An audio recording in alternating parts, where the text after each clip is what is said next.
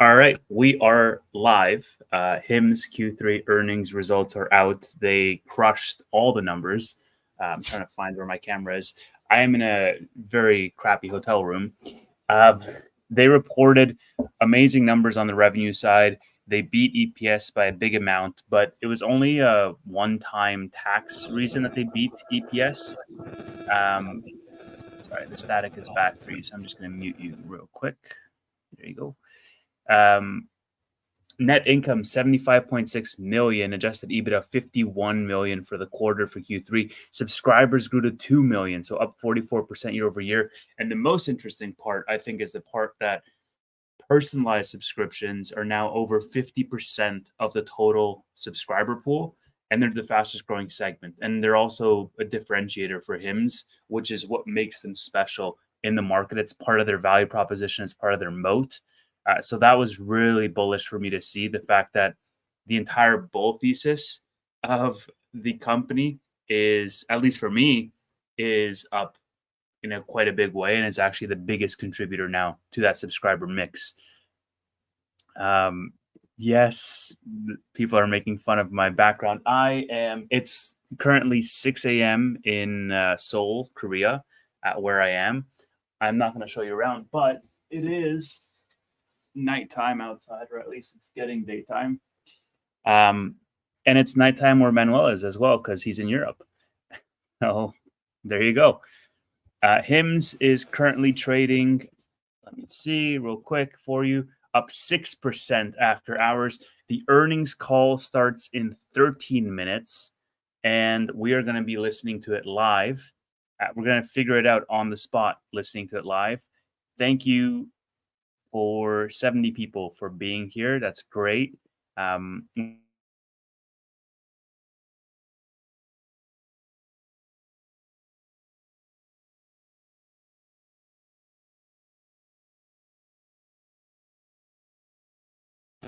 Not sure if you lost your connection or if it was me. Are you there?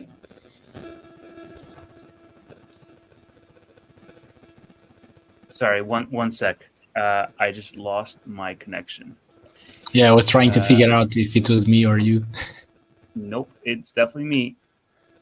And it's not disconnected once, and it disconnected literally on this call. So I will figure. Am I good? Am I live now? Am I back? We'll see. I think so. I can't plug in Lurker. I'm literally in a hotel, man. But I went on and on about a whole bunch of HIM's numbers. We have 100 people here watching live. Thank you so much for being here. I'll let Manuel talk now with his staticky mic. And then we're going to get the earnings call up soon. Is it better now or still the same? It's good. I mean, it was an amazing quarter once again. Everyone was expecting a huge beat, but to be honest, these free cash flow numbers are just insane.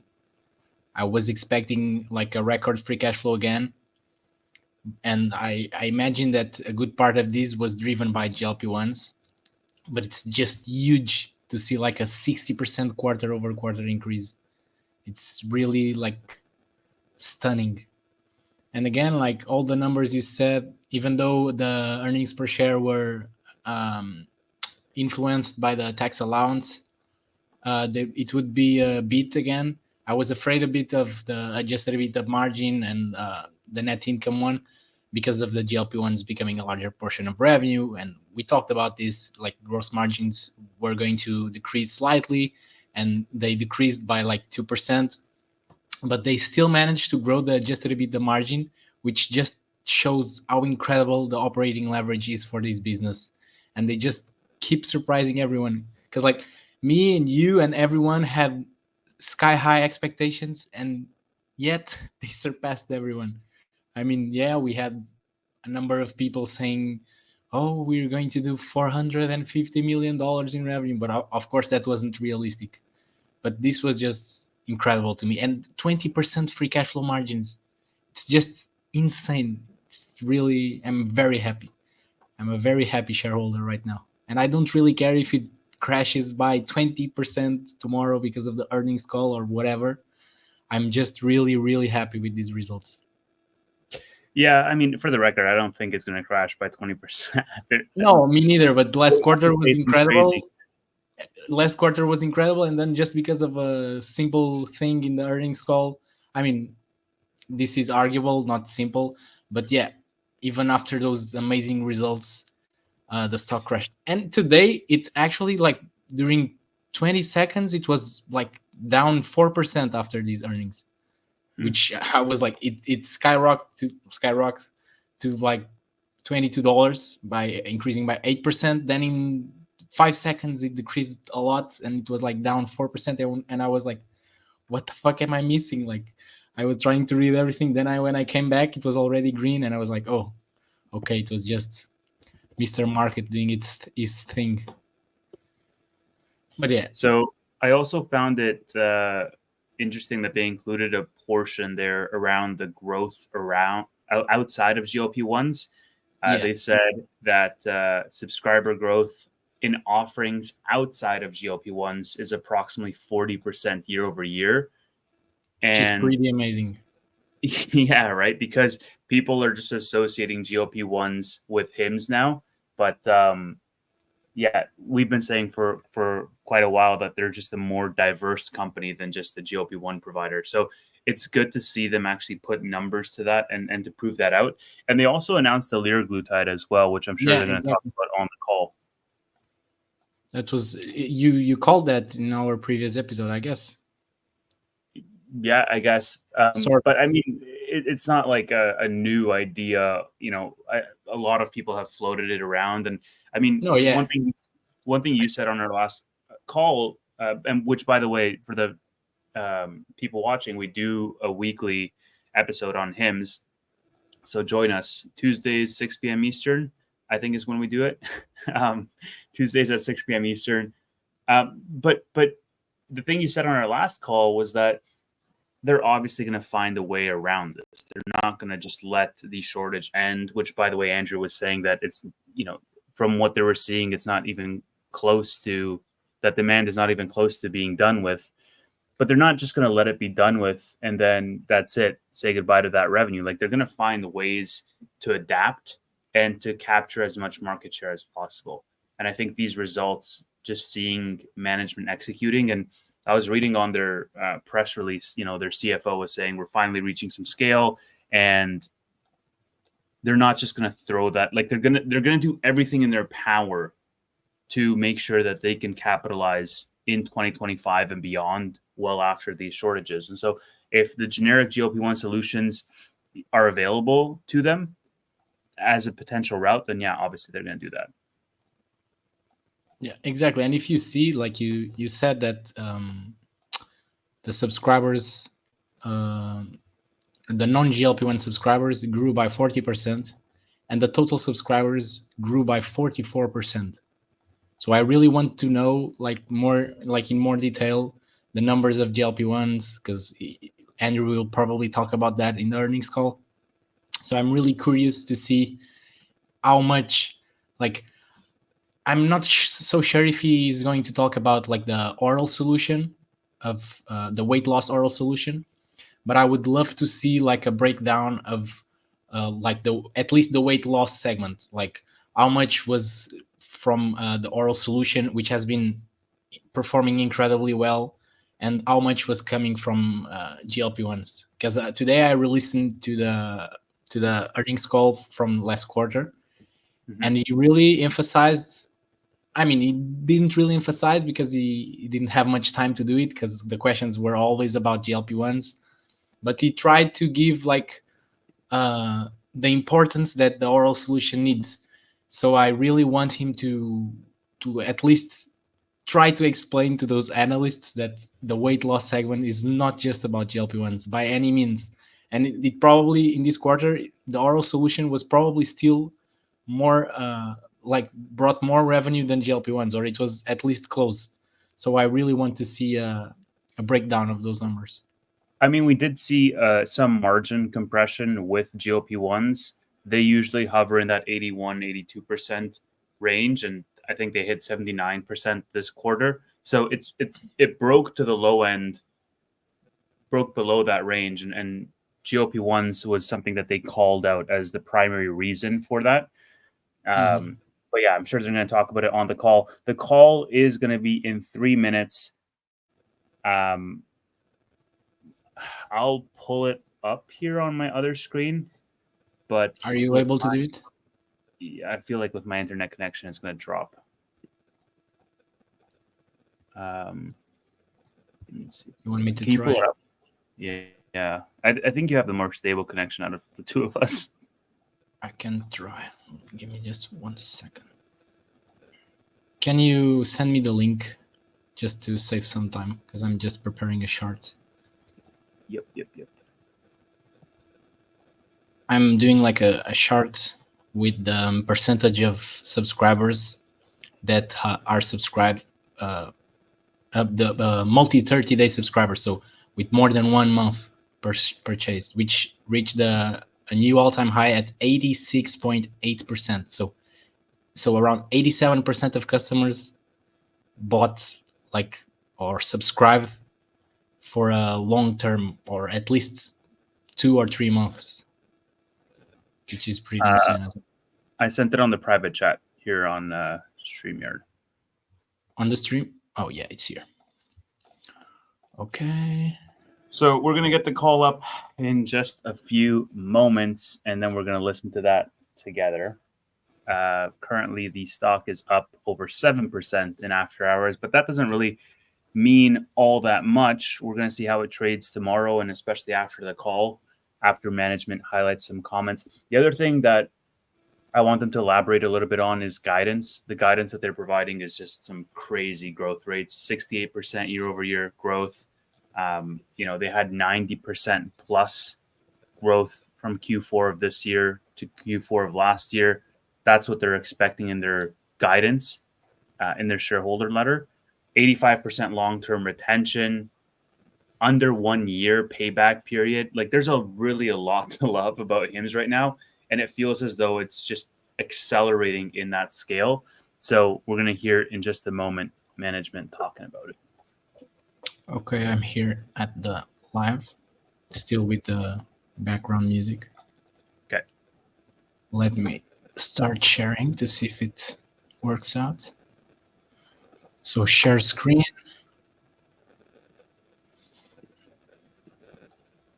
Yeah, there should be a little toggle at the bottom that says also share tab audio.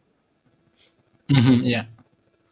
So just select. Oh, nice. I can share the tab, only the tab. So that's nice. I can be on. Yeah, maybe share the tab and let's see if the audio shares once you switch tabs. Is it still music? Yeah, I'm going to mute it. Done. Okay. Am I sharing it? Yeah. I just haven't brought it up on screen because the music is going to demonetize us. So when they start talking, I'll bring it up on screen and then we can listen. Okay. So should I put the sound on? Yes. You can So hear? you can hear the sound down. It's not up right now, so I'll pull it up in a second. Just let me know when they start talking. Okay. So call is about to start in just a second. Oh, no. It just. Yeah, it's starting right now.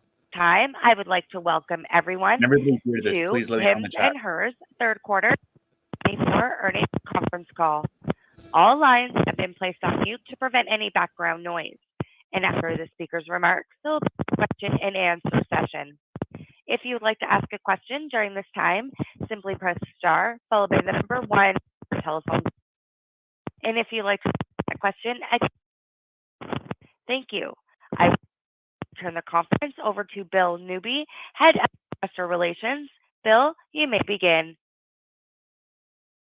Good afternoon, everyone, and welcome to the Hims and Hers Health third quarter 2024 earnings call. Today, after the market close, we released this quarter's shareholder letter, a copy of which you can find on our website at investors.hims.com. On the call with me today is Andrew Dudum, our co-founder and chief executive officer, Yemi Okupe, our chief financial officer, and Dr. Patrick Carroll, our Chief Medical Officer. Before I hand it over to Andrew, I need to remind you of legal safe harbor and cautionary declarations. Certain statements and projections of future results made in this presentation constitute forward-looking statements that are based on, among other things, our current market, competitors, and regulatory expectations, and are subject to risks and uncertainties that could cause actual results to vary materially. We take no obligation to update publicly any forward-looking statement after this call, whether as a result of new information, future events, changes in assumptions, or otherwise. Please see our most recently filed 10-K and 10-Q reports for a discussion of risk factors as they relate to forward-looking statements. In today's presentation, we will also have certain non-GAAP financial measures. We refer you to the reconciliation tables to the most directly comparable GAAP financial measures contained in today's press release and shareholder letter. You can find this information as well as a link to today's webcast at investors.hims.com. After the call, this webcast will be archived on the website for 12 months. And with that, I will turn the call over to Andrew. Thanks, Bill. Strong momentum from last quarter continued into the second half as we further expanded capabilities on our platform to help millions of consumers feel great through the power of better health. We made considerable progress across several dimensions that consumers value, including the speed with which they can access providers and personalized solutions to address their needs, the convenience and transparency provided by our world-class technology platform, and lastly, the breadth of personalized solutions that enables them to address concerns across our specialties in a more unique and customized way. Ongoing success in the delivery against our mission is translating into exceptional business results. Year-over-year revenue growth accelerated 25 points quarter over quarter to 77%, as we surpassed $400 million in revenue in the quarter. A disciplined approach to investment enabled us to surpass $50 million in adjusted EBITDA, reflecting a 13% adjusted EBITDA margin. Our strategy of offering high-quality, personalized solutions at mass market prices continues to resonate with consumers. We ended the third quarter with over 2 million subscribers and north of 50% of subscribers utilizing a personalized solution. We believe there are 4 primary factors driving rapid adoption of personalized solutions. The first is a continuous expansion of personalized solutions within new specialties. During the third quarter, we launched access to personalized titration schedules and dosing for semaglutide within weight loss. The second is scaling the number of compelling multi-condition solutions available on our platform that draw in a broader set of users.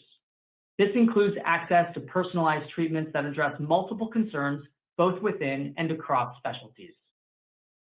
The third is a wider selection of form factors, unlocking access to solutions that can now be utilized via chewable or topical solution, and in the near future, gummy.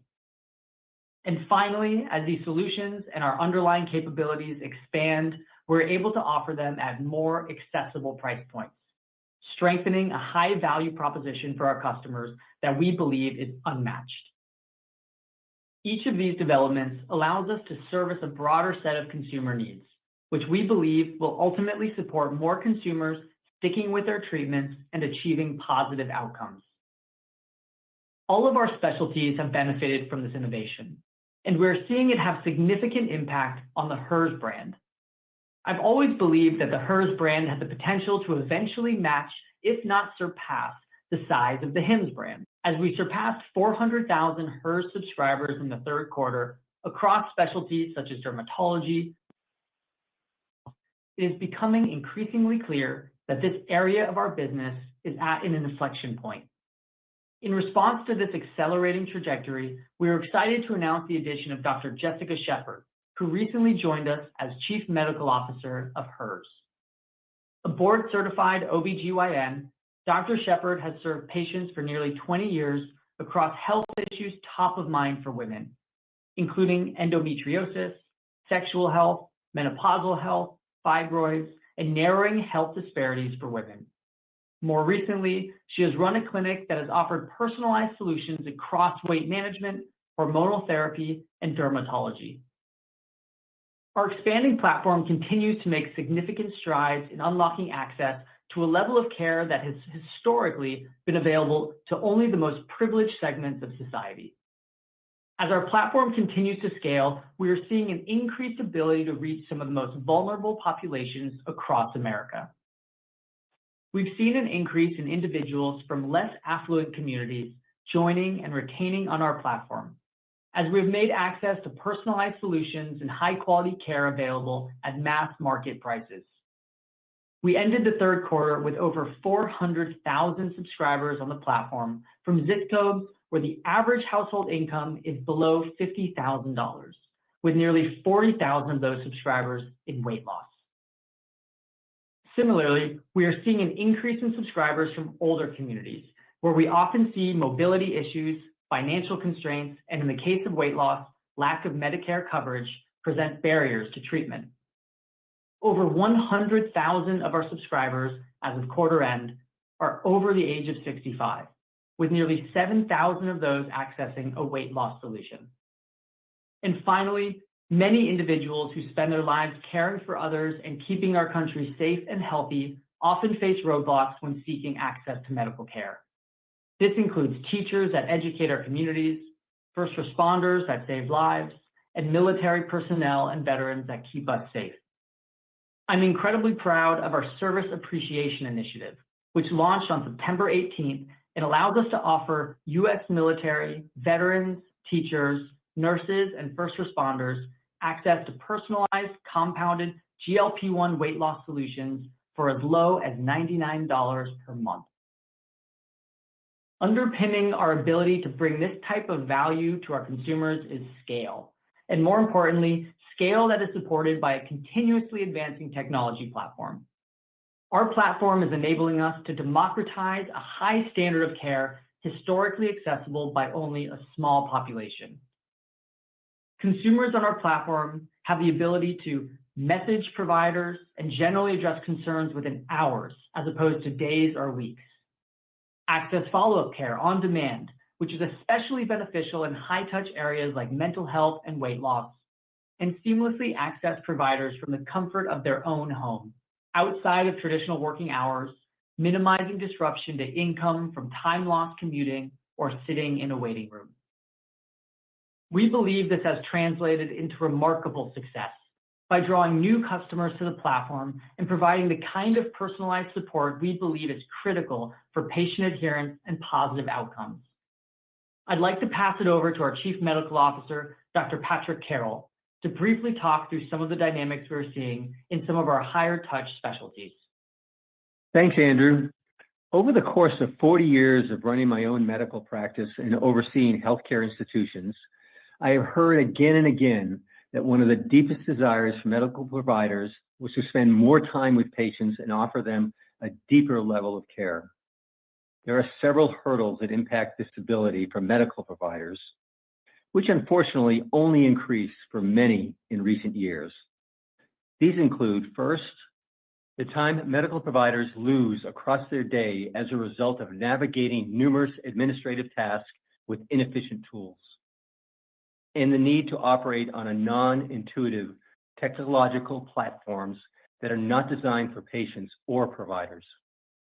Hims & Hers' ability to remove these hurdles through thoughtful business practices and innovative technology centered on providing exceptional care to patients has unlocked an ability for medical providers to offer a deeper level of care to patients.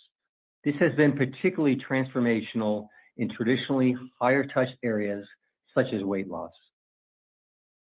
We believe GLP-1s have the ability to have a tremendous impact on society. However, several barriers prevent them from unlocking their full potential. Studies have shown that intolerable side effects like gastrointestinal issues and substantial muscle loss, less than desired frequency of engagement with providers, and lack of access to affordable solutions result in less than 70% of patients continuing the medication after 4 weeks of treatment. That number falls further to 42% by 12 weeks. Across the Hims & Hers platform, we have seen strong retention rates for compounded GLP-1 solutions. At 4 weeks, 85% of GLP-1 patients are engaging with the platform, including through continuation of care, completing a check-in, or proactive engagement with the provider. By 12 weeks, we observe 70% of patients continuing with their subscription. We believe there are 4 primary drivers of these great results. First, our platform enables consistent provider communication. By 4 weeks, patients have typically had at least 3 engagements with the provider on the platform. And by 12 weeks, they've had an average of 5 engagements. Once a patient reaches the end of their titration schedule, providers still engage with patients on average of at least once a month. This level of service would be incredibly challenging to offer at scale to the average consumer in the typical brick-and-mortar setting. Second, technology on our platform removes administrative overhead on providers and equips them with products and tools to better address individual patient needs. Providers on the Hims & Hers platform have access to tools with our proprietary EMR that automate notes on patients, programmatically flag certain risks, and leverage structured data to help them highlight important concerns and dynamics for providers. Additionally, capabilities such as MedMatch by Hims & Hers, our proprietary AI technology, support providers in identifying ways to balance weight loss results with the side effect management, including medication and titration schedule adjustments. Third, a wide breadth of personalized dosage options means that providers on our platform can serve a broader set of patients. Standard doses will work for many patients. However, given the diversity of obesity challenges across the American population and the concerns many have with common side effects, like nausea, vomiting, diarrhea, and muscle loss or sarcopenia, we expect there are millions of individuals who stand to benefit from personalized dosages. Finally, based on customer-reported data from more than 10,000 subscribers on a personalized weight loss program who have reached their 28-day check-in, and several thousand of those who have reached their 56-day check-in, these patients are seeing results and are indicating they are excited to continue accomplishing their goals. We have seen customers lose on average of 4.1% of their initial body weight in their first 4 weeks, while customers who have reached the 8-week mark have lost 5.5% of their initial body weight. We believe the clinical benefits of the care and personalized solutions available through our platform are clear, as we are seeing more consumers continue with their medication schedules and report positive outcomes. While both our mental health and weight loss specialties are in their early innings, I am excited by the foundation that we are laying with capabilities that we expect will expand over time. Thanks for those insights, Dr. Carroll. As we enter the final months of 2024, I'm so excited by the momentum we are seeing and how all of the pieces we've built over the last 7 years are coming together. Our brand continues to connect with customers and is increasingly becoming known as a leader in high-quality, personalized solutions. Each of our strategic pillars, a trusted brand, leading technology platform, innovative products and services, and clinical excellence, are coalescing in a way that is enabling us to bring increased value to our subscribers at a rapid pace. We see the benefit in this with respect to how our weight loss specialty has rapidly scaled over the course of the last year. I'm impressed with how our team has come together to enable access to weight management solutions and grateful that the company can play an integral part in taking a step toward reducing the 500,000 preventable deaths of Americans that obesity contributes to each year. While the regulatory landscape continues to evolve, the data we are seeing on our platform suggests widespread difficulty accessing name brand GLP-1 solutions.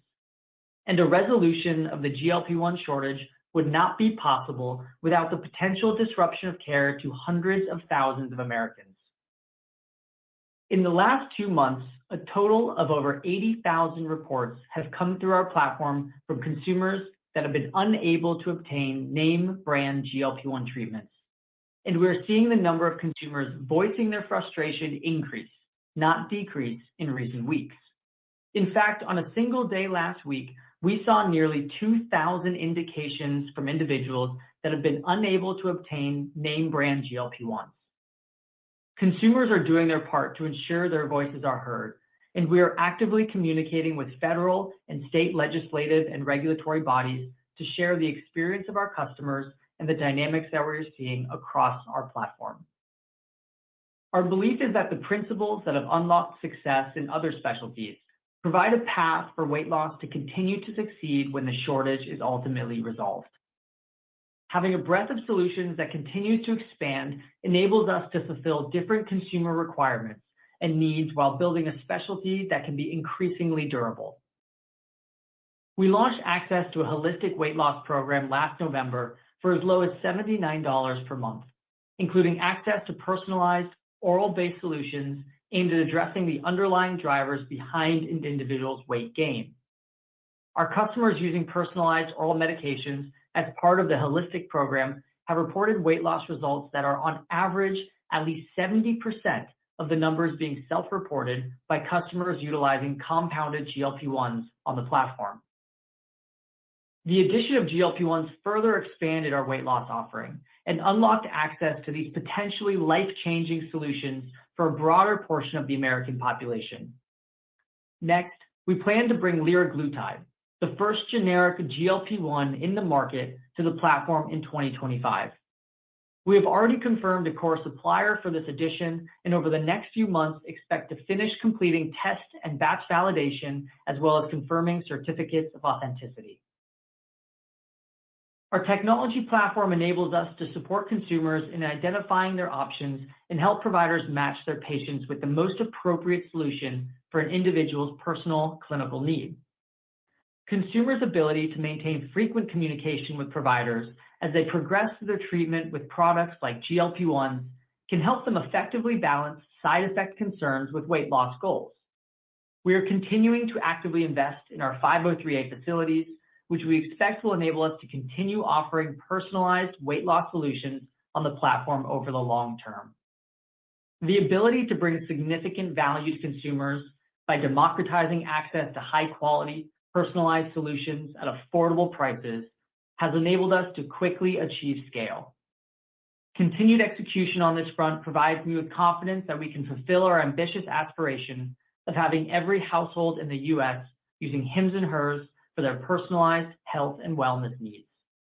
With that, I will pass it over to Yemi to walk through our financials and outlook for the remainder of the year in greater detail. Thanks, Andrew. I will start by providing an overview of our third quarter financial performance and then discuss our updated outlook for 2024. To date, 2024 has shaped up to be a transformational year with exceptional momentum across several areas of our business. We are excited to see what was already a strong trajectory accelerate in the third quarter.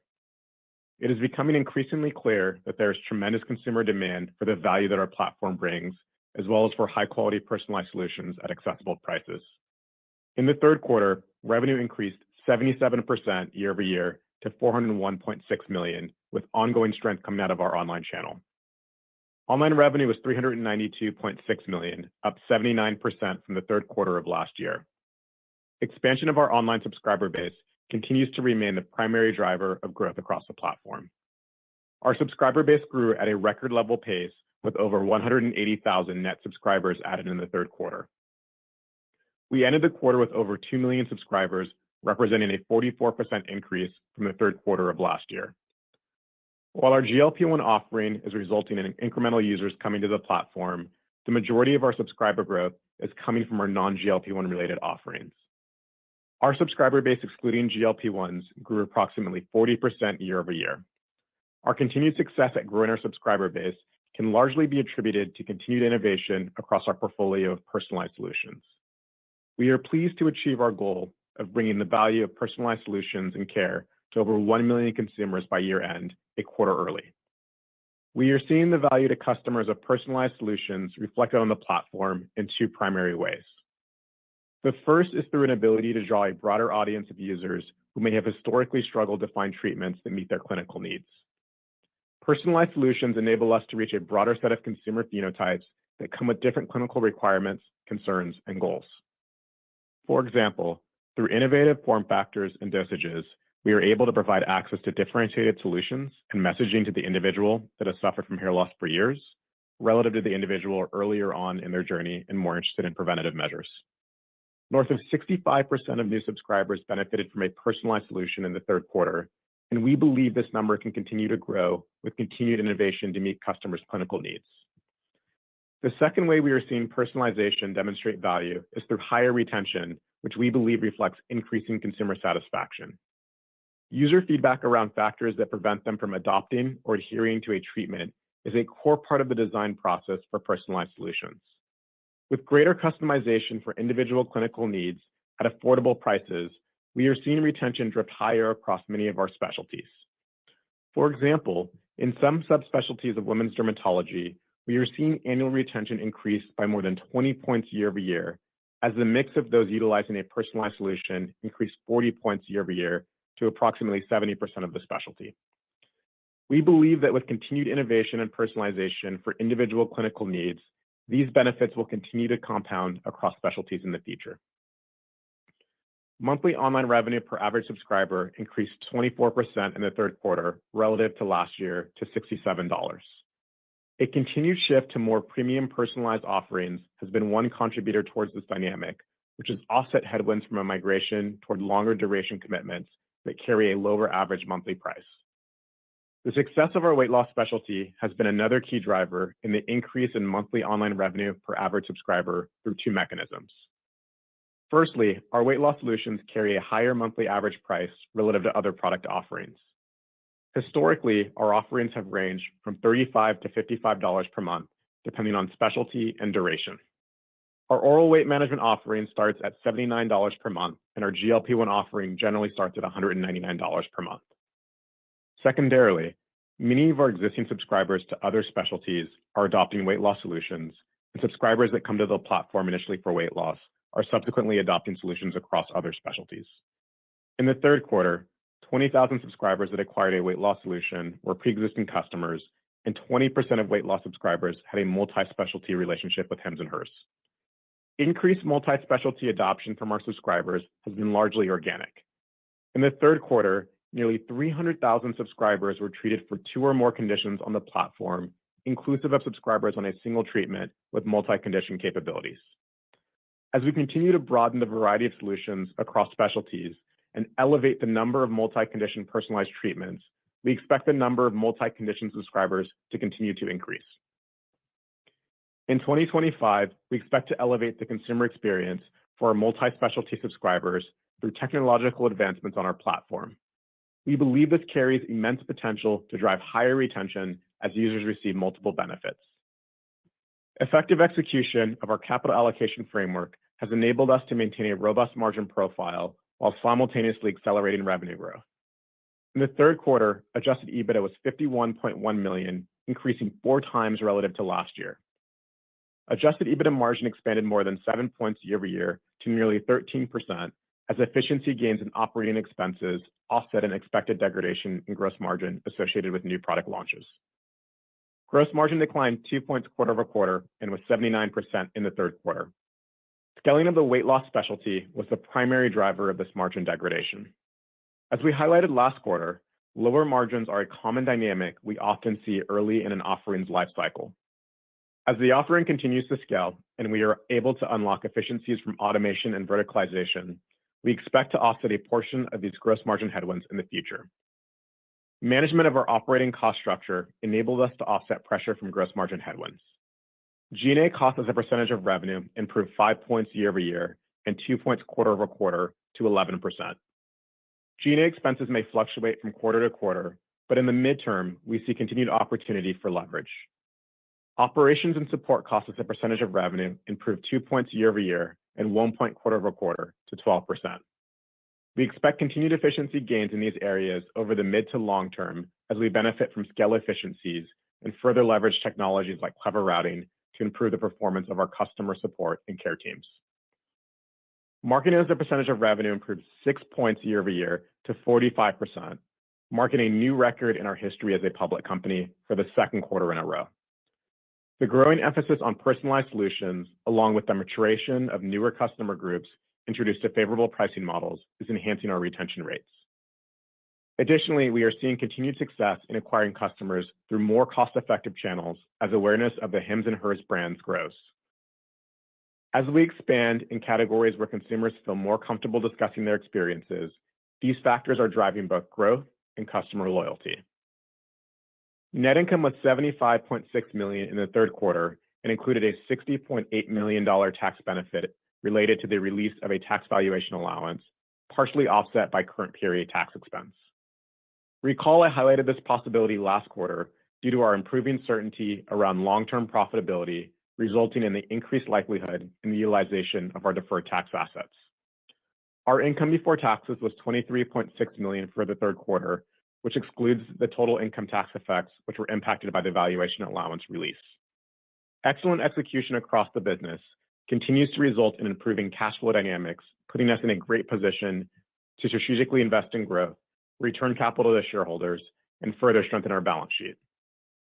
Solid free cash flow of $79.4 million in the third quarter enabled us to make strategic investments and increase cash and short-term investments on our balance sheet by nearly $27 million quarter-over-quarter to $254 million. In the third quarter, we saw what we believe to be a meaningful disconnect between the market value and intrinsic value of our stock. As a result, we allocated $30 million to repurchase 1.9 million shares at an average share price of $15.83 during the quarter. At the end of the quarter, there was $70 million remaining on our $100 million share repurchase authorization. Before going into our outlook for the remainder of the year, I'd like to reiterate our capital allocation priorities and give additional insight into how we intend to utilize our balance sheet. Given the momentum we are seeing across the business, we continue to believe our model is positioned to help tens of millions of individuals. As such, our first priority remains in ensuring that our platform has the necessary capabilities in place to meet the growing needs of our subscribers. While CapEx investment has been moderate through the last 2 quarters, we expect more significant investment during the fourth quarter as we further evolve our capabilities. These investments will primarily go toward 2 areas of focus. First, increasing our capacity to provide more individuals with access to a personalized solution uniquely designed to address their clinical needs. We expect these investments will position us to continue expanding the variety of form factors, multi-condition treatments, and dosage options available to our customers. Second, increasing the level of automation at each of our affiliated facilities. We expect these investments to drive greater efficiency and allow us to unlock more value for consumers, strengthening our competitive position while allowing an increasingly wider portion of the population to access the solutions available on our platform. We will continue to explore opportunities to expedite the evolution of our platform through strategic M&A transactions. While we set an extremely high bar in this regard, the MediSource acquisition is a great example of our willingness to deploy our balance sheet towards high-value assets that we feel will accelerate our corporate strategy. With that backdrop, I'd like to provide the final update for our 2024 outlook. In the fourth quarter, we are anticipating revenue in the range of $465 to $470 million, representing a year-over-year increase of 89 to 91%. We expect adjusted EBITDA to be between $50 to $55 million, representing an adjusted EBITDA margin of 11% at the midpoint of both ranges. For the full year, we are anticipating revenue of between $1.46 to $1.465 billion, representing a year-over-year increase of 67 to 68%. Lastly, we expect 2024 adjusted EBITDA will be between $173 and $178 million. These adjusted EBITDA and revenue ranges imply an adjusted EBITDA margin of 12% at the midpoint of both ranges. Embedded in our outlook is an expectation for more substantial investment in marketing in the fourth quarter relative to prior quarters. A significant portion of this increased spend will be to build general awareness for our brand, as well as to educate Americans on the evolving dynamics and solutions in the weight management space. Current momentum of the business provides us with confidence to continue to drive 1 to 3 points of marketing leverage per annum and achieve our goal of adjusted EBITDA margins of at least 20% no later than 2030. Continued gross margin degradation is expected in the fourth quarter as our weight loss specialty continues to gain traction. Capital investment will start to reaccelerate as we invest in capabilities that we expect will enable us to fulfill an increasing portion of demand for GLP-1 solutions through our affiliated pharmacies and bring new solutions to the platform in 2025, such as liraglutide. We believe these investments will enable us to bring the benefit of our platform to tens of millions of users across weight loss and our other specialties. Our business has always centered on our subscription platform, but now more than ever, the majority of our revenue is derived from recurring subscription revenue. The focus of our strategy is centered around acquiring, retaining, and expanding our relationships with our subscribers. As a result, we will no longer report on orders and average order value after our 2024 10-K filing. Our trajectory in 2024 has been nothing short of phenomenal due to excellent execution across the organization. The business trajectory, as well as the current investments in capabilities and talent, are setting a robust foundation for 2025. More and more consumers are coming to the platform as we continue to expand technological capabilities and our breadth of solutions. We are drawing world-class providers onto the platform as a result of our technology's ability to help them focus on treating patients versus handling administrative burdens. Exiting the year with over 1 million subscribers on the platform benefiting from personalized solutions, and many more consumers benefiting from the potential our platform can bring, is a clear signal that our strategy is resonating across America. Our ability to drive these incredible results would not be possible without the ongoing commitment and dedication from every team member at Hims & Hers. I'd like to thank them, as well as all of our customers, partners, and shareholders for supporting us in our mission of helping the world feel great through the power of better health.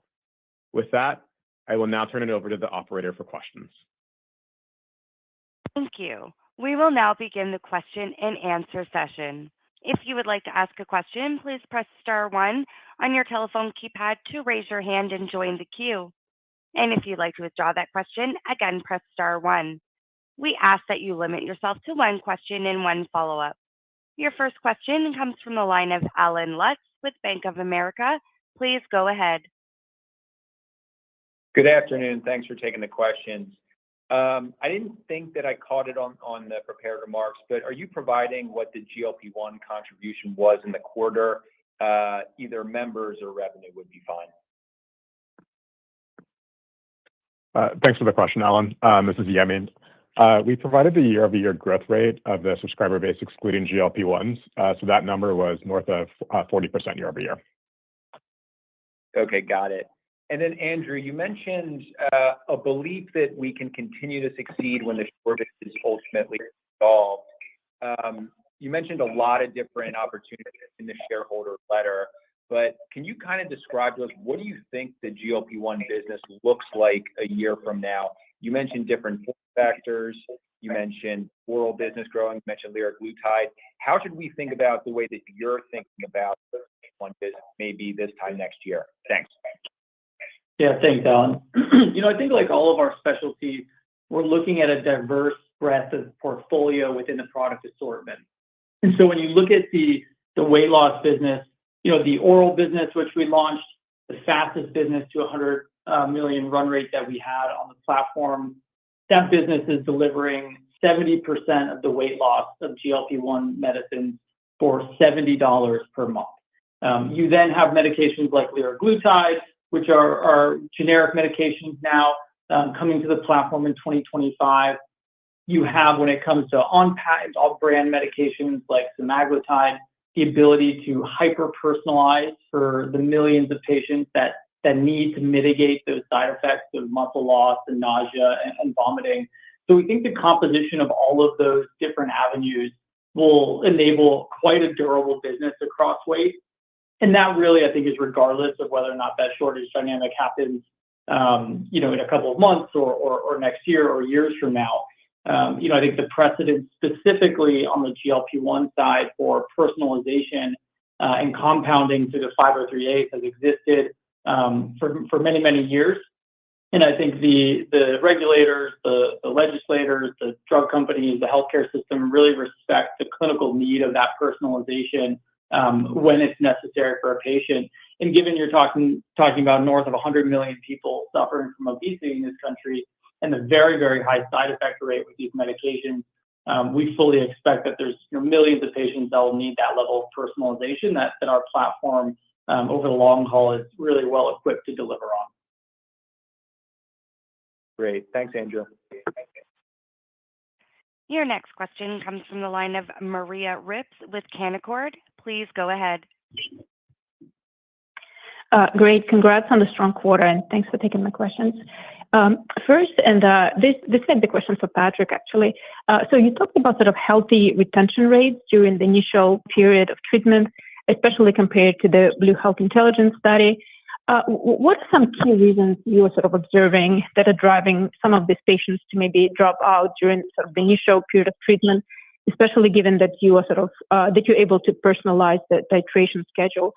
And then secondly, more broadly, how are you thinking about the average duration of the GLP-1 patients on the platform?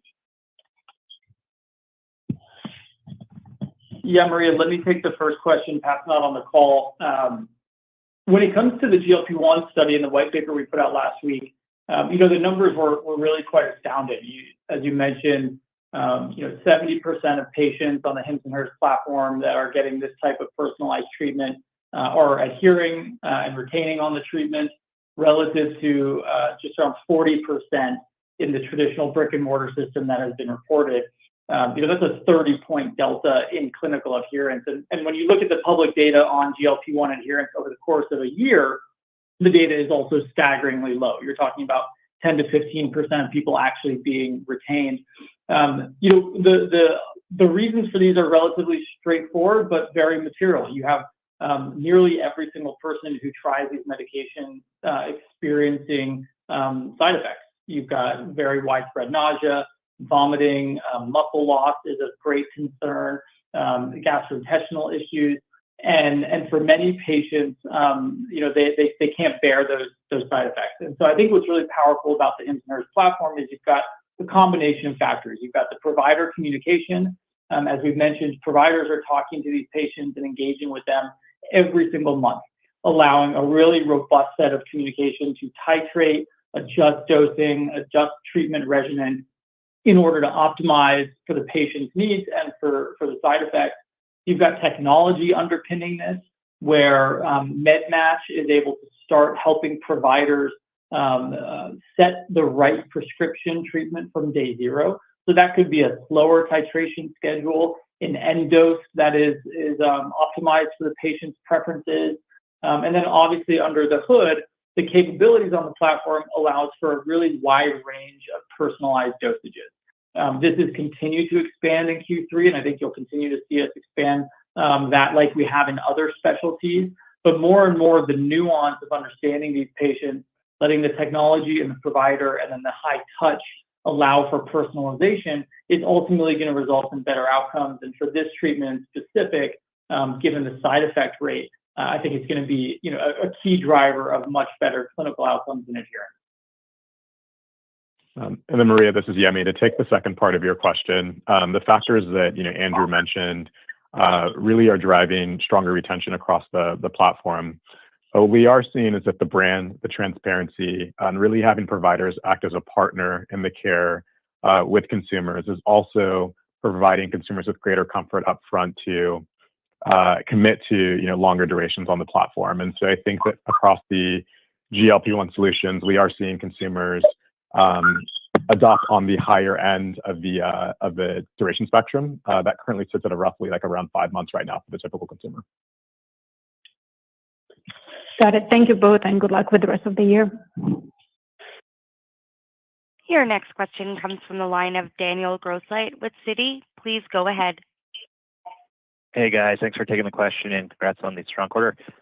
You noted in your shareholder letter that you introduced the personalized dosing and titration for GLP-1s, and you mentioned, I think, on the call that around 10,000 folks are on that, which would make it a little less than 20% of GLP-1 members, if my math is correct. So I just wanted to confirm that I heard that correctly, around 10,000 on the more personalized titration schedule.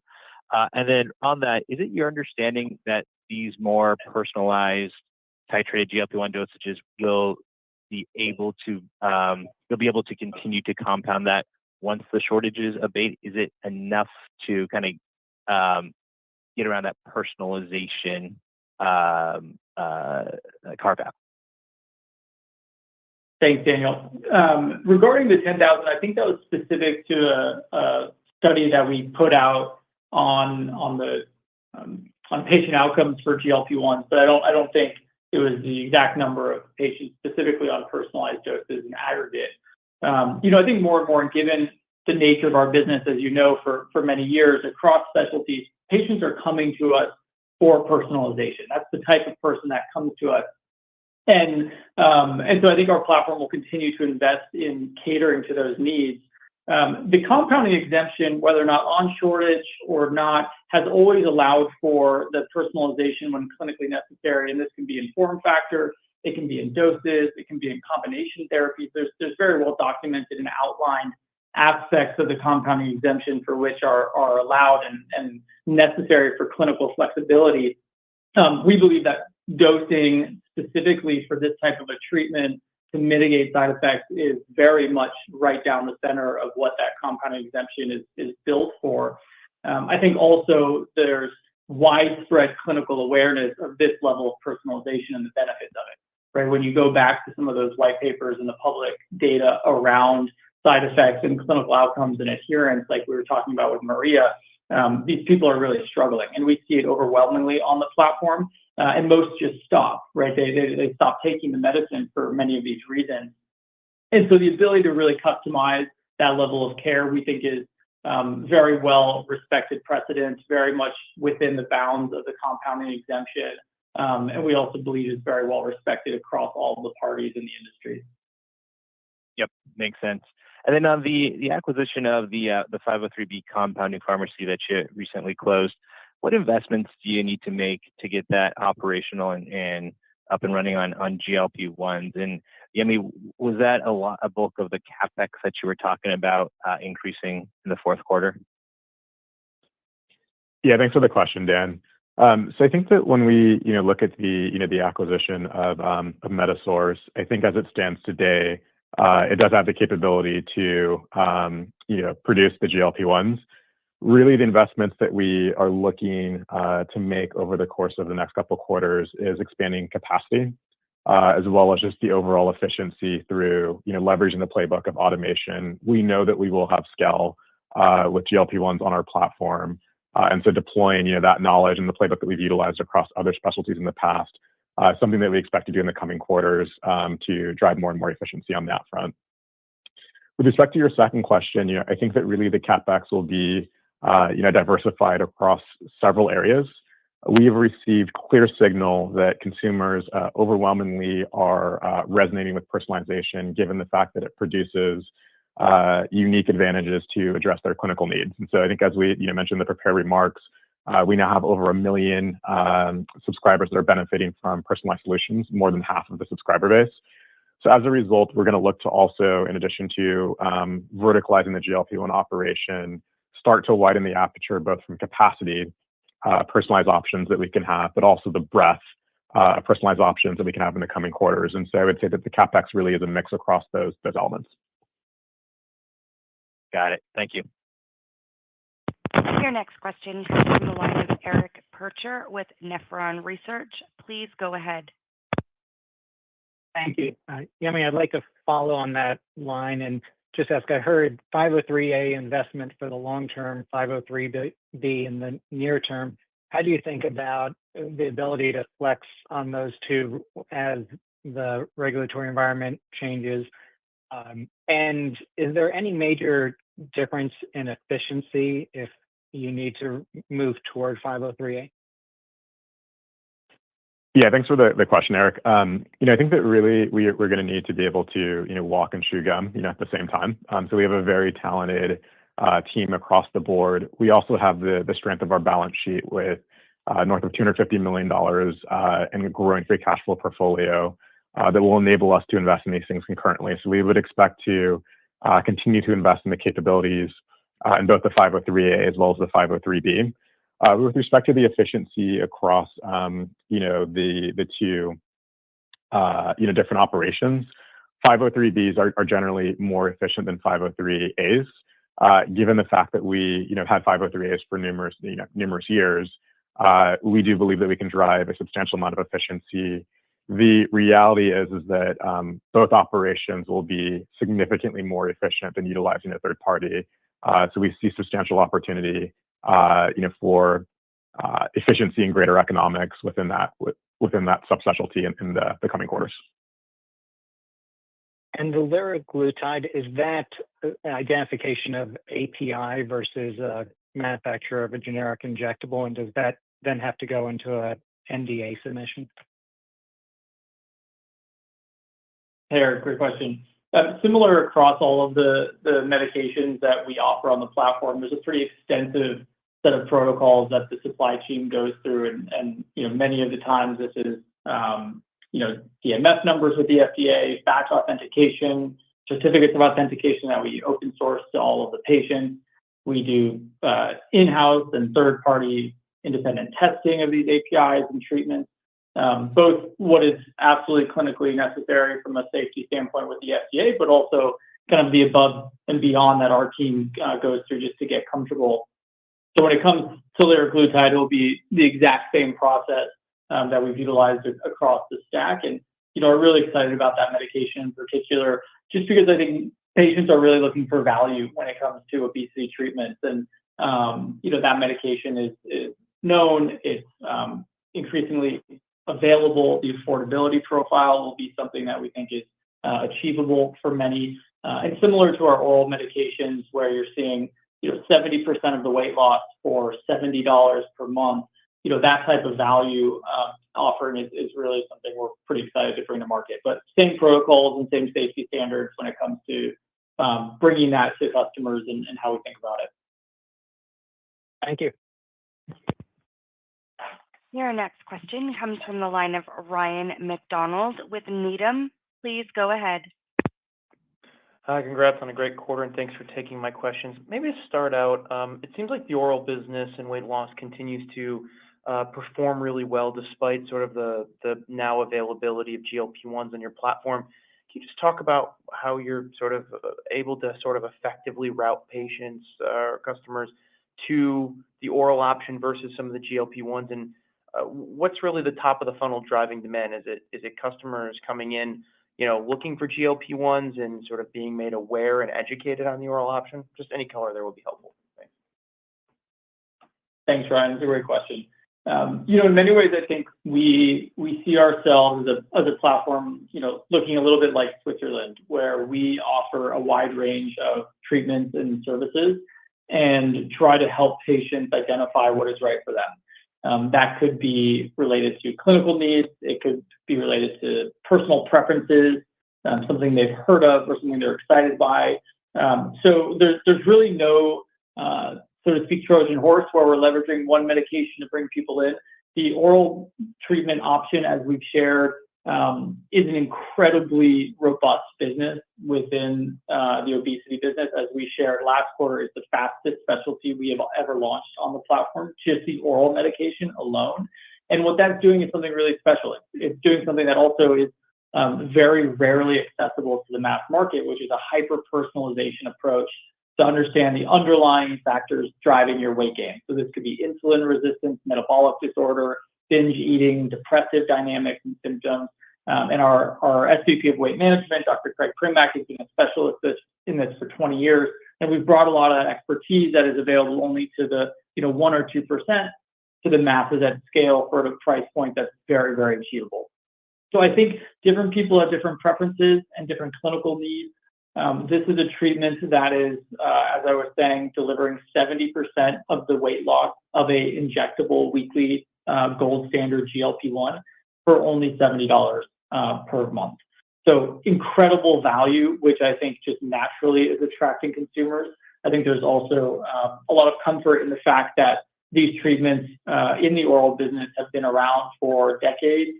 The known side effects and safety profiles are very widely studied. And the fact that there's different formats, oral medication chews versus an injectable is also, I think, appealing to people. So we expect that oral business to be a large composition of the weight business, regardless of GLP-1s and liraglutide and everything to come. Appreciate all the color there, Andrew. Maybe as a follow-up, you mentioned obviously a number of options of how the weight business is going to continue to evolve in the future. One obviously being as supply becomes available, offering the branded options. As we think about the incremental investments you're making, is there any sort of contemplation in the near term about sort of building out the infrastructure for sort of getting reimbursed and taking insurance, or would you expect even as you start to offer the branded options, continuing on the cash pay side? Thanks. Yeah, great question, Ryan. I think right now the simplicity of the cash pay side has been relatively straightforward for patients. As most know, the actual coverage for these brand name medications when it comes to obesity is very, very low. Almost nobody without extremely high-end plans are getting coverage, and you see more and more coverage drop in quarter over quarter, even in the last couple of weeks.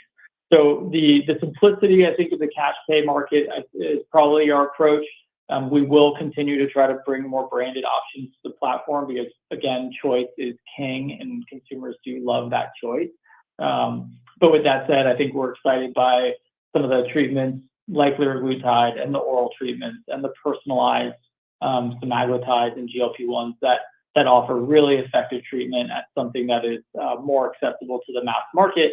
And as we shared in the prepared remarks, we're now treating hundreds of thousands of Americans that are, in zip codes and economic brackets that really, really struggle with care. And so I think it's increasingly becoming, a really spirited, altruistic part of the business that we're really excited by.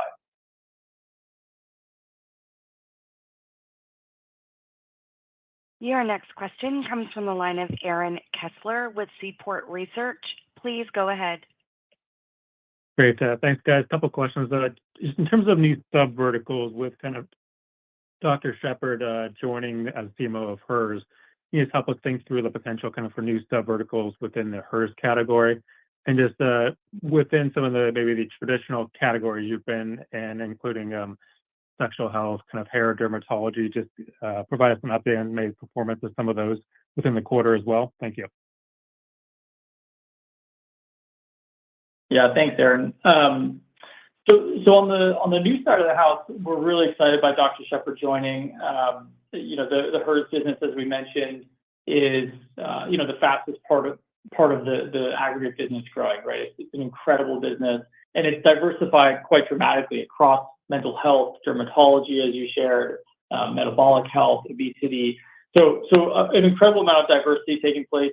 That's actually driving that. I think the combination of moves that we've made, such as bringing Dr. Shepherd onto the team, as well as the 503B MediSource in California, which allows for sterile injectables, kind of leads towards categories that we've spoken about in the past that Dr. Shepherd is an expert on. And these are categories such as perimenopause, menopause, hormonal therapy, and all of the related impacts that might have for women as they age.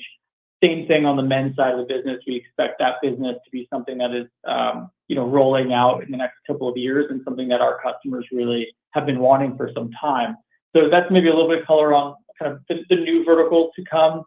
With regard to the core, as Yemi shared, there was 40+% year-over-year growth in our subscribers, excluding the GLP-1 business. So the core is growing very robustly. You're seeing mass market adoption of the personalization options across all of these categories with, I think it's 65-70% of new customers now opting for personalization, which is really bringing a level of clinical excellence, adherence, stickiness, retention, and customer demand to kind of all-time highs across the core, which we think has been an exciting contributor, which is even more exciting when you add in, obviously, the scale of the obesity opportunity. So it's a combination of those factors that are driving all of this growth. Great. Thank you. Question comes from the line of Jonna Kim with TD Cowen. Please go ahead. Thank you for taking my question. As you focus on creating more efficiency around your platform, how are you thinking about the pricing structure overall? And do you plan to lower any price in 2025? And also, as you think about the weight loss side, will you be able to lower your pricing on that specialty as well? Yeah, Jenna, thanks so much for the question. I think, what we constantly do as we unlock efficiency gains is we look for the best vehicles to pass that through to consumers. Some of this you're seeing in the rollout of some of the newer products, like the multi-condition treatments in sex and hair, where we were able to roll that out for as low as $49 per month for both conditions. I think that as we unlock additional efficiencies, we will definitely test, price as a lever. But, as we see the technological capabilities across the platform expand, and we also have numerous specialties, we're very excited by some of the additional creative opportunities that we can do beyond price to pass value back to consumers. And just one follow, you mentioned GLP-1 users are also using other offerings that you have. What is the strategy to further grow that sort of the cross-selling of your platform? Thank you so much.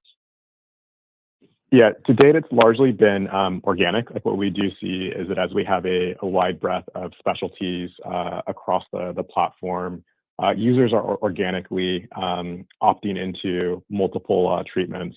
As we look to 2025, I think that subscriber growth will largely be the continued focus in aggregate. But what we can do is, make it easier for users to opt and select into multiple bundles through removing friction points that we're aware of today. And so we would expect that number over time to go up. But largely, in the next quarter or two, it will be mainly organic. Okay, thank you. Your next question comes from the line of Jailendra Singh with Truist Securities. Please go ahead. Thank you, and congrats on a strong quarter. I want to go back to GLP-1 related contribution in the quarter.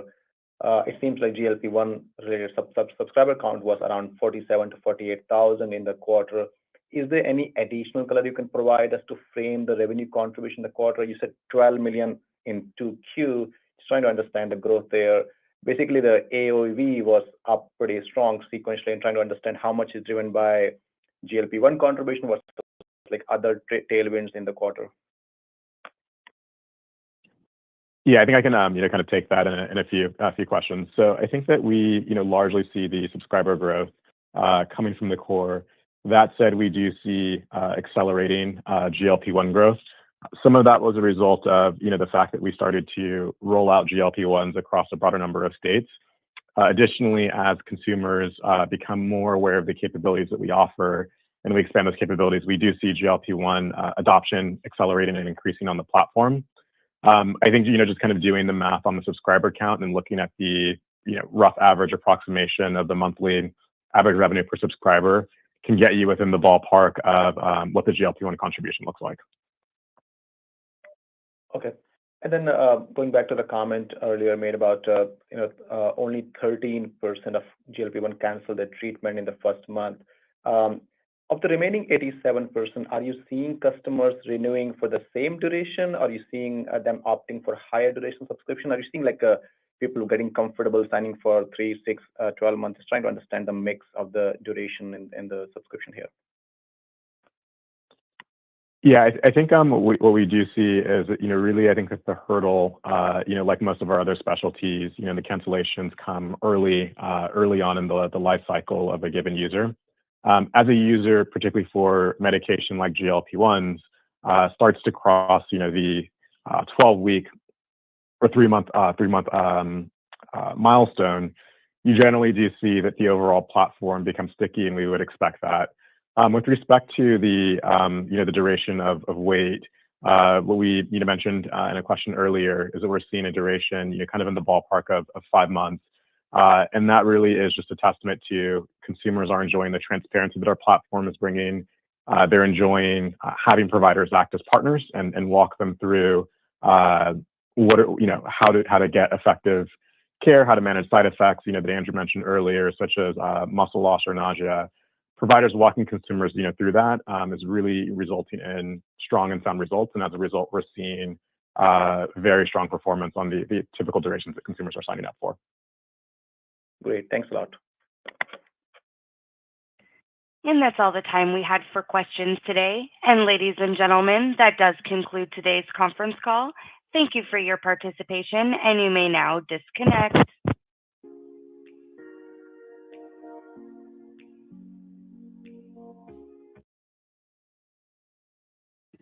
Okay, what do we think? What do we Pretty think? bullish. Like, let me just stop sharing. Yeah. It cannot have been more bullish, right? I mean, it's always like this, but I hope this time analysts understand that this was just massive. I made this post and I said, look, in addition to revenue being up 77%, personalized subscribers are up, retention rate is up, average order value is up, cross-selling is up, the multi-month subscription is up as well. Like, there's so many numbers to love about that flywheel of customers and them focusing, which they mentioned multiple times on the call, on subscribers going forward. Like, I think that's all very bullish. And not to mention that despite all of this investment, despite the 503B facility, despite all the expansions in their new product offerings and the push with GLP-1s, expenses are down on a year-over-year basis. Like, it's crazy. It's insane. This company is the definition of efficiency and like organizational excellence. It's just like how do you grow revenue 77% with expenses being down? It's just, I don't know. It's insane. And there's still much room for more efficiency to come. That's what even like it's just mind blowing. I mean, the stock should be up like 20 or 30%. It's really crazy. I mean, it's had a nice run, I would say, in the last month or so. It's double almost. From I think it bottomed around like 13.50 and now it's at $22 after hours. So yeah, but it reached an all-time high before Q2, like before the Q2 results. So I mean, I think give it time. People are going to digest. Yeah, I mean, I don't care about the price action like tomorrow or next week. I just look at Palantir like up double digits on a 2% revenue guidance revision. It's just, I mean, look, man, the market is such a popularity contest in the short term. It's just insane. But I think that, again, like I've always been of this opinion, and with SoFi being one of, I think, my second largest holding just behind Tesla, like the misunderstanding in the stock and the company announcements and the analysts asking these stupid questions that they've covered a million times, like all of that is alpha for the people who are actually paying attention. I bought more HIMs a couple days leading up to this earnings because everything pointed us in the direction that we were going to beat. And I'm probably going to continue buying, honestly, even in the $20 range, because if you're going to hold this for several years, if they're putting up numbers like this, where every single metric is up and then expenses are down, like it's just. And they do this consistently. Yeah. They do this consistently. So it's, in my opinion, the stock is still cheap. I mean, it's not a bargain right now, but it's still cheap and like, it's really, I have no words now. It's crazy. It's just a flawless execution ever since I started following it, which was like 4 years ago, or 4 years ago. It's just amazing. And they did a good job in like trying to make it clear that the company is much more than GLP-1s. And even, I'm not sure, I need to read the transcript tomorrow or when it comes out, because I will like post a complete summary and breakdown, because I need to like listen to a few things like again. But from what I understood, the oral solution is pretty amazing still. Like it was launched less than 1 year ago. And I think I heard that it was like 70%, but please don't quote me on that because I'm not really sure. I think he said 70% of weight loss revenue came from oral, or the oral solution, which is just insane because the price is much lower than the one from GLP-1s. So probably they're capturing like not the same amount of subscribers for the oral solution as they are for the GLP-1, but it shouldn't be that different, which is just mind-blowing. Because imagine if you just if they just like spend a lot of marketing to talk about the GLP-1 solution they have, and when you just go to the website and you click on the GLP-1s, and right next to it you have like an oral solution with thousands of good reviews, and you just have to take a pill and do a lot of stuff, but you don't have to inject yourself with anything, and you pay like a third of the price.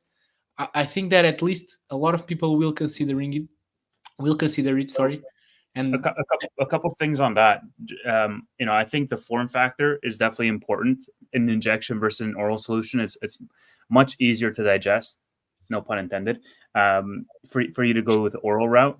I think number two, the paper that they released last week showing that it's not a big trade-off in terms of the pounds lost. I think that's going to push a lot of people to go more accepting of the oral solution. And then I think that the thing that they mentioned a lot on this earnings call was the side effects with regards to weight loss solutions. And if they can manage to reduce some of those side effects, then I think that's also going to be a huge driver. So three things: price, the convenience in the application method, and then the side effects. Like, I think that just encompasses people's decision making. And like the oral solution, even though it might be a bit slower in terms of like how much weight you lose over time, it's just more healthy. Like when you take GLP-1s, as we already explained here, like last week or 2 weeks ago, the feeling is like you just don't want to eat because you're like, your stomach is not good and you're feeling terrible. And that's why you're losing weight, because you just don't want to eat or drink anything. And with the oral solution, they have an holistic approach, which kind of tries to go like to the root of the problem. And like if it's an eating disorder because of you're in a depression, you had like a trauma or something like that. And that's why they have like doctors trying to understand really what is the root, as I said, like of the problem. And then the pills make a bit of not the same effect, obviously, but it's kind of to take a bit out of your eating disorder. Like it feels, you don't feel anymore that like that you want to eat every time and all that. But in essence, what I want to say here is that at least if it was me in that situation, I would try to go for the healthier solution, even if it takes like a few more months. It's really, and I feel that people are like becoming more cautious about it, and like not only losing weight but also having a healthier lifestyle. And the reviews I see on the subreddits about Hers weight loss, I see a lot of people talking about that, like and like saying like, oh, if you're starting this, make sure to have an healthy routine. Don't just like take GLP-1s and stay in bed all day because the side effects are terrible. You need to have like a balance. And I really think that this oral solution, and as Andrew said, like the components of the pill in the oral solution have been studied for like decades. So you know the side effects, you know like how to mitigate them, especially with the personalization of dosages. And so it's really, if Hims had no GLP-1s, it would be still a crazy good segment. And even I think it's like better than liraglutide, to be honest. All right. So let me ask you this. I saw the stock pull back in after hours the minute that they mentioned that they're no longer going to be reporting on the average revenue per subscriber. That number is still increasing, although I think 24% year over year growth is like their least sexy number in their entire report. What do you make of that? I mean, they said it was because they're focused on subscribers, and so they don't really want to, focus or put more of a spotlight on that number specifically. But just curious to get your thoughts, because obviously as we get more information restricted from us on future reports, and that's not great. Like ideally, I want to see the segment breakdown of all of their product offerings and how the subscribers, what the subscriber mix is, what the revenue per subscriber mix is, if they're losing money on some segments. Like I want to see that granular level of details, but for them to even be removing the average order value per subscriber, like I think that's the wrong direction from a transparency perspective. So just curious what you make of that. I mean, to be honest, I agree with you. I would rather have them like reporting the number. I don't really understand why, but maybe it's because like they say that they will continue to sell GLP-1s and all that, but if GLP-1s come out of shortage and they just can't sell them, it will probably like decrease the average revenue per user.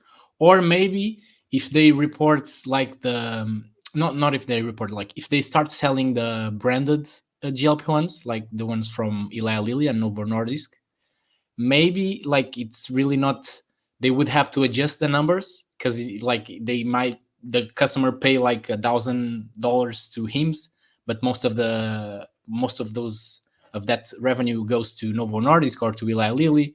I'm just thinking right now, to be honest, because I really didn't understand, as you said, why. And I would love them to give a bit more color. And I mean, the analysts could have asked, but to be honest, I don't really think like it doesn't really bothers me after this crazy report. No.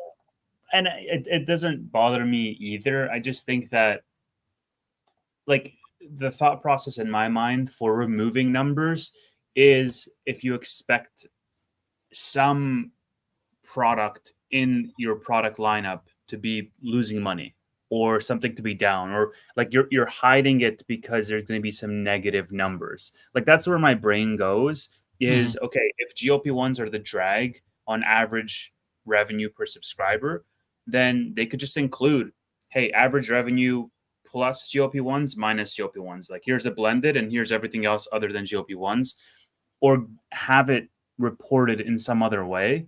But removing it all together, immediately my mind is saying, oh, like what is the segment that's losing money for them that's going to bring down the rest of the average order? And then it was up 24%. So I don't really see a trend of it like plateauing or, it going down. So that's why I was a little bit confused. Like that's the question that I would definitely be asking management. It's like, hey, what's the real reason? Because you said the 20% growth was like the least sexy number of the report, but it was actually the highest increase ever for Hims. Like usually, because of the pricing strategy, like they pass the cost efficiency to customers. Usually, it's like flat, or like I've seen a decrease of like 1 or 2% sometimes, or something like that. So maybe another way of looking at it is like if they increase the average monthly revenue per customer by much, like it kind of goes hand in hand with the mission of democratizing the access to personalized high quality healthcare, like not going up, going down. So maybe it's related to that. I don't know, but it's probably like the reasons they don't report the retention rates. They don't want like questions about it, probably. But it's one of the factors that I love the most is that the CFO said that retention rates are improving across like almost every specialty. And that was like for a long time when Hims started, when Hims came public, that was like the number one bear case. It was like the churn rate here is incredibly high, and like Hims will never be able to, like, as we talked about, like to turn a profit because they're spending a lot in marketing, because they have a huge churn rate. So they acquire a customer, but then they lose two and all that. So these retention rates improving is really, really important.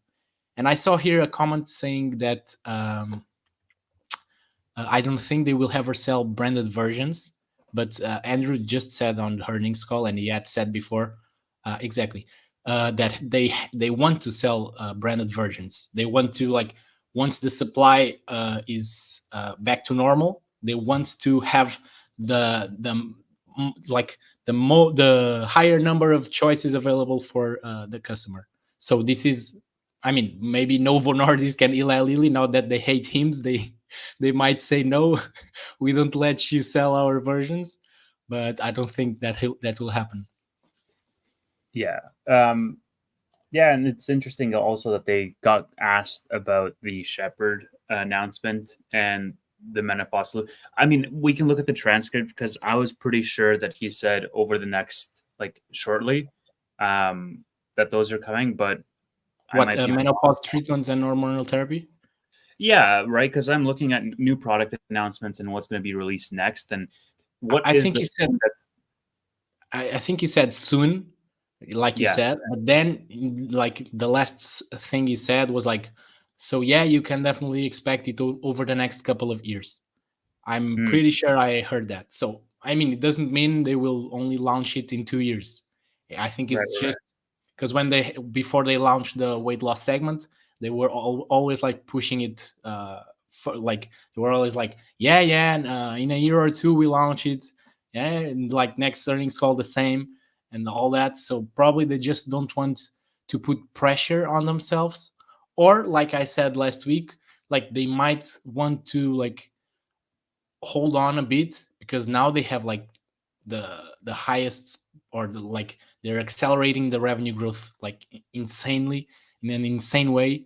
So probably they don't want to launch right now those solutions because it would even accelerate even more, and then when things start to slow down, it would be probably painful for the stock's price. And I see here a comment correcting me. It was not the 70%. It said it was 40% of weight loss revenue. So I really need to clarify this in the transcript. Yeah. And just to wrap this video up, because we've been live for an hour and a half, but when the transcript comes out, we're going to have more clarity on all the specifics from the call. And we're both going to be making content on it over the next couple of days. I'm probably going to find the time to make a video about it. And, you can expect a lot of when are you coming out with the YouTube channel? That's my question to you. What if I say that I have a YouTube channel? But where is it? What's the link? I'm not going to give it because like I'm going to tell you like the truth. I created a channel in 2020 during COVID, but like I was starting to invest, so I didn't really know what I was doing. And I started to make some videos. I got a few thousand subscribers, but then I went back to college and I didn't have time to make videos. So I stopped and I changed the name of the channel and started to post like different content, like reused content, like those videos that everyone posts about, like Warren Buffett and Peter Lynch and all that. Yeah. And it's like the channel really got a lot of subscribers and a lot of views and everything. And then I wanted to come back when I finished the masters and I started to create content on X and all that. And I've made some videos, but I still don't have the quality I want to. And that's why I still haven't linked it to my X account and like made it public. But I will in the future. So stay tuned. Yeah, I mean, it's definitely a good medium, but you can also just make video content on X too, like that also works. But YouTube is like, at least I always loved YouTube. It's like, I learned a lot in YouTube. When I started to invest, I was consuming a lot of YouTube content. I mean, I also learned a lot of not good stuff about investing. But I really prefer to watch videos. I prefer to create content on X as a creator rather than making videos. I think it's like more fluid and it's kind of easier, to be honest. Yeah. But as a consumer or as a viewer, I prefer to watch YouTube videos. Yeah, it's also, I mean, I just really love the community aspect of it. Just having, like, we have 140 people still here after the call, just listening to us shoot the shit about YouTube. Insane. Like, it's good, man, because you can build out a niche in terms of the stuff you talk about. And I don't know, like, I'm just getting into HIMSS. I only started investing in it in late August. You've been here for 4 years, right? So you know this space infinitely more than I do. But I think the community aspect is really on both platforms. Yeah, a compelling aspect. And HIMSS is like Palantir and like other stocks, like a proof that it's not because the stock is widely followed by the retail investors community that it's not good. Yes, sometimes it's a huge red flag, but with HIMS, it's not the case, man. It's really, I mean, because you don't need to be that smart to understand the thesis, and like the numbers just speak for themselves. I mean, it's this quarter, every quarter I say this, but this quarter was really mind-blowing to me. This 20% free cash flow margin is just insane. And I understand that most of it, not most of it, but a good part of it is driven by GLP-1s. But it's also because of the multi-month subscribers, because they get, for instance, I read in the last earnings call that when they receive a long-term customer, they often ship like 3 months or 6 months of product right away, and the free cash flow gets a really good impact from the deferred revenue, and that's why then they have a good prediction for the next quarter. And like we're in November, and they gave a huge guidance for the next quarter, which they will beat probably, as they always do. So just imagine the growth that they will post. Like insane, they guided for 90%. Yeah. And they will probably do like 95 or even 100%. It's just mind-blowing. Stock is up 8% in after hours. Thank you everybody for being here. I expect this thing will move higher tomorrow, but we'll see. It is kind of a big day on a macro backdrop perspective, but with an election going on and everything. Let us know what you thought of the earnings on X. We'll both be making more content on it. If we missed something that you think is important, then just DM us on X. Both of our handles are here. Thanks so much. Oh, and like and subscribe, of course. But HIMS Weekly is Tuesdays at 6 p.m. Eastern. So make sure you tune in for that. Thanks, everybody. See you soon. See you guys.